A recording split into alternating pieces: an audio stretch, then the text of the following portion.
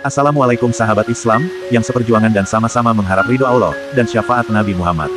Gimana kabarnya sahabat Islam? Semoga kita diberikan sehat dohir dan batin, yang sakit lekas sembuh, dan semoga kita diberi kelancaran rezeki, serta dipermudah semua urusan kita, tidak lupa pula semoga kita diberi keberkahan umur.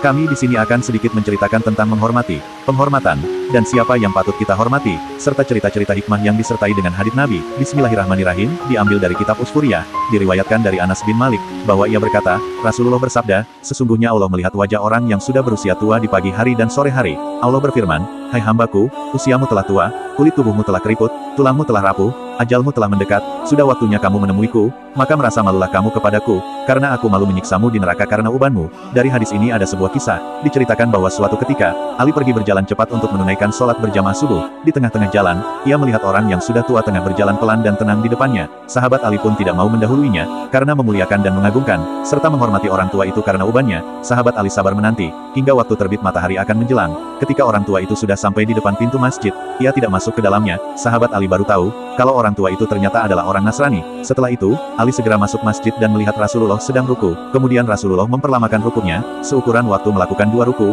hingga akhirnya Ali pun mendapati atau menutupi rukuknya Nabi Muhammad. Ketika Ali selesai dari sholatnya, Ali pun bertanya kepada Nabi Muhammad, wahai Rasulullah, mengapa Anda tadi memperlamakan ruku, padahal Anda biasanya tidak seperti itu? Tanya Ali. Rasulullah menjawab, ketika aku ruku, dan membaca Subhana Rabbiyal Azimi, sebagaimana bacaan rutinku, kemudian aku mau bangun dari ruku, maka tiba-tiba malaikat Jibril datang, dan meletakkan sayapnya di punggungku, dan menahannya lama. Ketika malaikat Jibril telah mengangkat sayapnya, maka aku pun bangun dari rukuku. Kemudian orang-orang bertanya, mengapa Anda memperlamakan ruku, ya Rasulullah? Rasulullah menjawab, aku tidak mempertanyakan kepada Jibril tentang mengapa ia menahanku.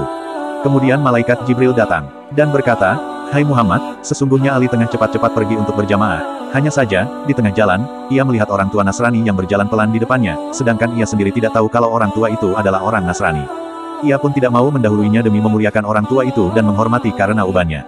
Ia mengedepankan hak orang tua itu. Kemudian Allah memerintahku untuk menahanmu saat ruku, agar Ali mendapati atau menutupi jamaah sholat subuh bersamamu. Ini bukanlah hal yang aneh, namun yang lebih anehnya adalah Allah memerintahkan malaikat Mikail menahan matahari, agar tidak terbit terlebih dahulu demi sahabat Ali. Cerita ini menunjukkan betapa tingginya derajat atau keutamaan memuliakan orang yang sudah tua, padahal yang kita tahu orang tua itu adalah orang Nasrani. Terdapat cerita lain yang tidak kalah menarik, yaitu ketika menjelang masa-masa wafatnya guru Abu Mansur Al-Maturidi. Saat itu gurunya Abu Mansur berusia 80 tahun, dan saat itu pula gurunya jatuh sakit. Ia menyuruh Abu Mansur yaitu muridnya, untuk mencarikan budak yang berusia sama dengannya, yaitu 80 tahun, dan menyuruh untuk membelinya dan memerdekakannya untuk gurunya itu yang lagi sakit. Dengan segera, Abu Mansur pun mencari budak yang gurunya inginkan, sampai-sampai ia bertanya-tanya kepada orang-orang, di manakah aku bisa mendapati seorang budak yang berusia 80 tahun? Mereka menjawab, bagaimana ada budak yang berusia 80 tahun, sedangkan statusnya masih berstatus sebagai budak dan belum merdeka, ujar mereka. Kemudian Abu Mansur pun pulang dan memberitahukan kepada gurunya tentang jawaban orang-orang, yang sebelumnya ia temui, seraya berkata kepada gurunya kalau budak yang ia inginkan tidak ada.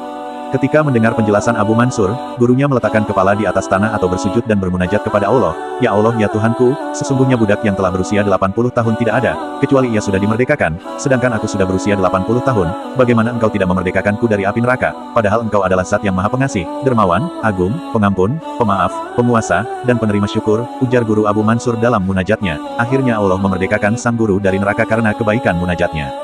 Dari sini kita mendapatkan pelajaran. 1. Menghormati seorang yang lebih tua dari kita, itu tidak akan merugikan kita dan berdampak baik.